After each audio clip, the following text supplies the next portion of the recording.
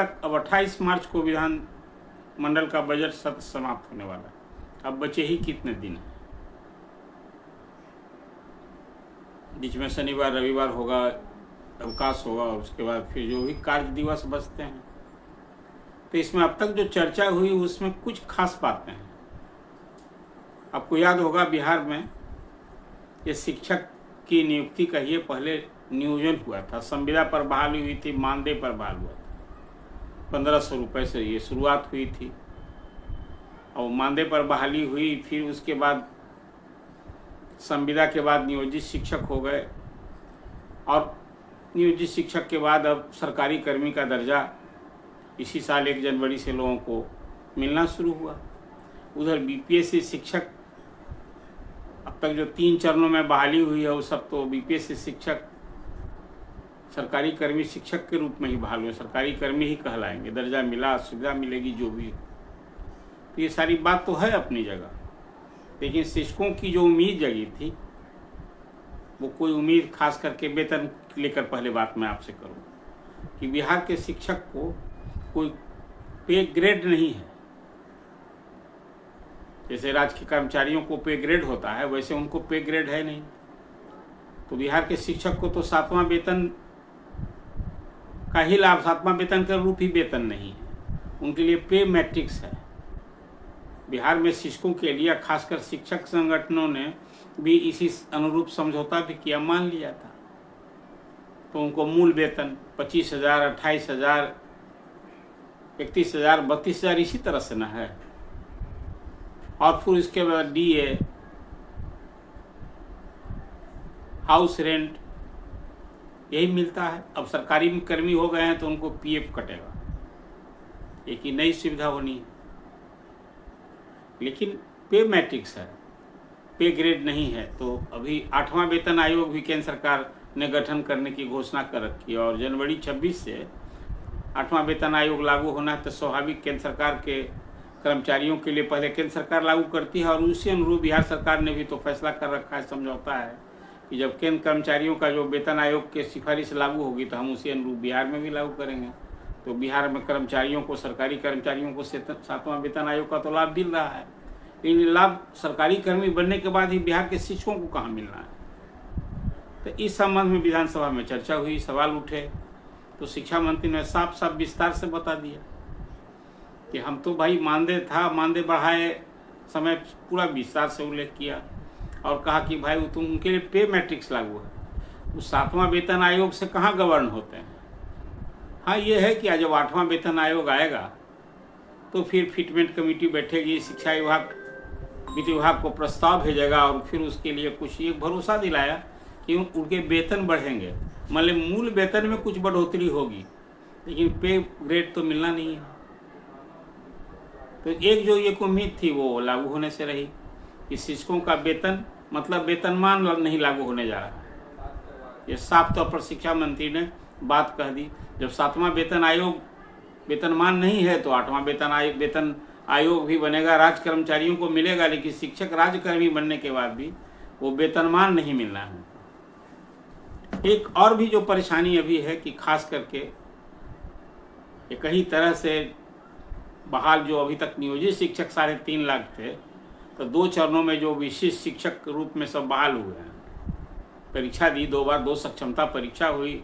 तो एक पहली परीक्षा हुई, उससे तो जनवरी से लोग विशिष्ट शिक्षक को 1,87,000 बने हैं, वो जनवरी से उनको सरकारी कर्मी का दर्जा मिल गया। भले अब वो अभी प्राण जनरेट नहीं हुआ है उनका, उसके चलते वेतन तो होली गायब ही हो गया अधिसंख्य शिक्षकों का। होली में वेतन नहीं मिला लोगों को। एक अलग समस्या है, एक अलग परेशानी, अलग उलझन है।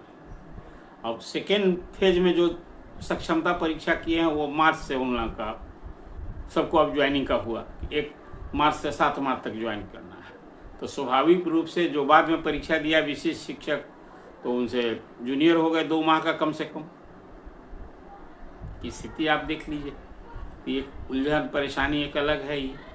और थर्ड फेज में जो परीक्षा के लिए अभी परीक्षा होनी है, सक्षमता परीक्षा, उसी तरह से अभी जो 70,000 शिक्षक बचे हैं उसमें जो उत्तीर्ण होंगे, सरकारी कर्मी बनेंगे, तो उनको फिर वही स्थिति होगी, वो और जूनियर हो जाएंगे। तो नियोजित शिक्षक जो विशिष्ट शिक्षक बने हैं उसमें अब विशिष्ट शिक्षकों भी ये जो वरीयता का मामला है उस अनुरूप हो जाएगा। नियोजित शिक्षकों को जो प्रोन्नति देने का मामला तो एक अलग मामला है।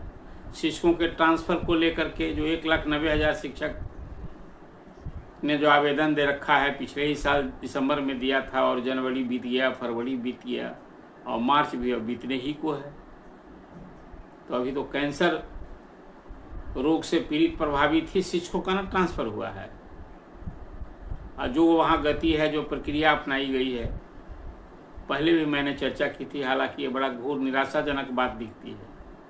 लेकिन मुझे नहीं लगता है कि जिस गति से ये सब कुछ हो रहा है, स्क्रूटनी, पोस्टिंग, कहीं वैकेंसी हो तब होगा। इस संबंध में मेरी पहले से एक राय रही है कि भाई जो आप ये 38,000 प्रधान शिक्षक और 6,000 जो हेडमास्टर आप अभी बीपीएससी से चयनित हैं, उनको यदि आप पोस्टिंग कर दिए होते तो इतने पोस्ट खाली हो जाते शिक्षकों को, तो जो ऐच्छिक स्थानांतरण के लिए जिन लोगों ने आवेदन दिया है उनकी राह और आसान हो जाती। लेकिन अब वो जो शिक्षक चयनित हैं उनका भी अभी पोस्टिंग नहीं हो रही है। अब उम्मीद है कि कहा जा रहा है कि तो अब अप्रैल में, मई में होगा, अप्रैल में होगा। अब वो पोस्टिंग के लिए इंतज़ार कर रहे हैं, सबकी काउंसलिंग हो गई है। अब उनसे भी अभी तो 3-3 जिला का मांगा गया था। हालांकि जब सभी शिक्षकों को आप उनकी सुविधा का ध्यान रख रहे हैं तो जो ट्रांसफ़र कर रहे हैं, खासकर प्रधान शिक्षक और हेडमास्टर का, उसमें भी महिलाएं अधिक हैं, उनकी भी संख्या काफ़ी है। तो जो 3 जिला मांगा गया तो स्वाभाविक उनसे भी 3 प्रखंड मांगा जाता है, या 10 उसी तरह से जिस ढंग से ऐच्छिक स्थानांतरण के लिए मांगा गया है शिक्षकों से, उसी ढंग से उन लोगों से भी मांगा जाना चाहिए था। वो 10 प्रखंड मांगते। खैर वो 3 जिला मांगा गया, उसकी पोस्टिंग की भी प्रक्रिया जो भी हो वो अलग परेशान टेंशन में। बीपीएससी के शिक्षक उसी तरह से जो अभी गांव से दूर ट्रांसफ़र के लिए, उनकी अलग परेशानी है। तो शिक्षकों की एक परेशानी अलग है और कोई उम्मीद पूरी होने से रही। अब चुनाव नज़दीक आ रहा है। अब अभी शिक्षा मंत्री ने घोषणा की है कि भाई चौथे चरण में TR4 की परीक्षा हम लोग मई में लेंगे।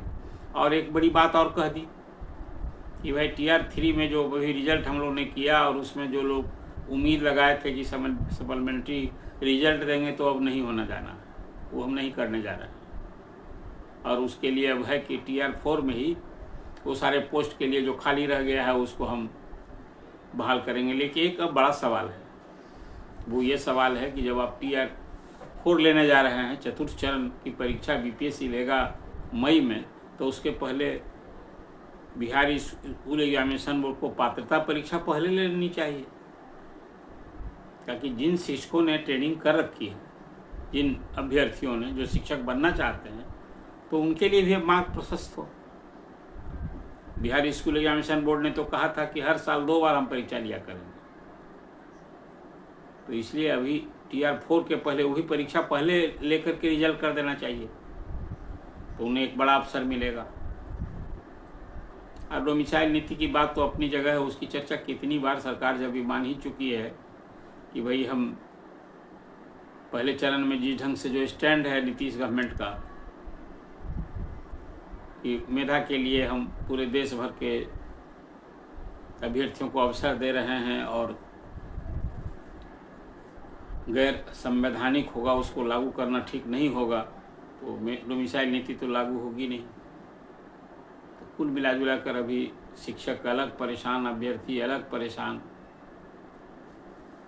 अलग उलझन, ये सारी स्थिति है आपके सामने। लेकिन शिक्षक जो कार्यरत हैं, जो सरकारी कर्मी हो गए हैं, उनको कोई 7वां वेतन आयोग का जब कवर नहीं है तो 8वां वेतन आयोग भी उनके लिए तो फिर होगा। ये मुझे लगता है कि चुनाव बाद जो नई सरकार होगी, नया वेतन आयोग होगा, तो इस 5.5 लाख शिक्षकों की मांग की अनदेखी करना, हालांकि तो अब शिक्षक संगठनों में वो ताकत नहीं रह गई।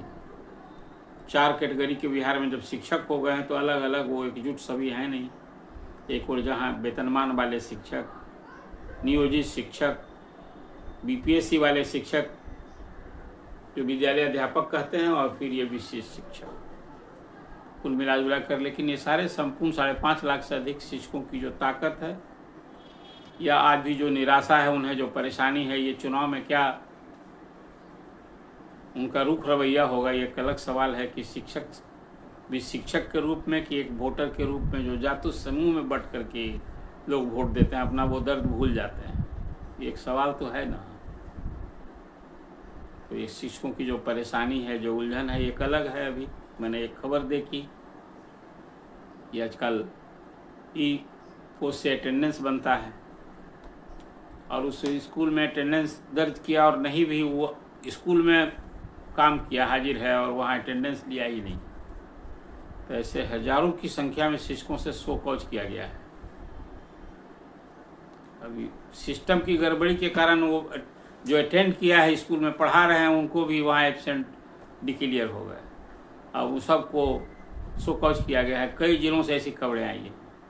अब उसकी अच्छी खासी संख्या है शिक्षकों की। तो ये उलझन परेशानी समझ जाइए कि शिक्षक किस कदर परेशान है इस सिस्टम से। और वे ऐसे विद्यार्थी जो कहा करते हैं कि भाई शिक्षक पढ़ावें और उनकी समस्या की चिंता हम करेंगे, तो भाई सिर्फ जुमला से काम नहीं न चलेगा। शिक्षक की इन सब सारी परिस्थितियों को देखना, वो प्राण जनरेट करने के लिए भी आम शिकायत सुनने को मिल रही है कि वहाँ भी अब दुकान खुली है, कुछ भी बिना दिए किसी का प्राण भी जनरेट होना कठिन हो रहा है। ये सब भी शिकायत सुनने को मिल रही है। तो विभाग को खासकर ACS को ये सब देखना चाहिए। जहाँ शिकायत है भाई, आप तो एक टोल फ्री नंबर भी आपने दे रखा है, लेकिन अब कार्रवाई कहीं क्या हो रही है। शिक्षक से आप उम्मीद करते हैं कि वो उस पर शिकायत दर्ज करे, तो किस अधिकारी के खिलाफ वो खड़ा होकर देगा? आपका फीडबैक क्या करता है? कुछ इस तरह से औचक निरीक्षण कार्रवाई होते रहनी चाहिए। और औचक निरीक्षण की व्यवस्था जो नहीं की थी, उसका क्या असर है, क्या है, वो तो अब आगे की मैं चर्चा करूँ। लेकिन आज शिक्षकों की परेशानी, शिक्षक जो तनाव में है, उलझन में, उसको लेकर चर्चा मैं कर रहा हूँ। और नया वेतन और वेतनमान मिलने की जो उम्मीद है नए साल में, वो राज्यकर्मी होने के बावजूद शिक्षकों को तो उसका लाभ नहीं मिलने वाला है। ये साफ तौर से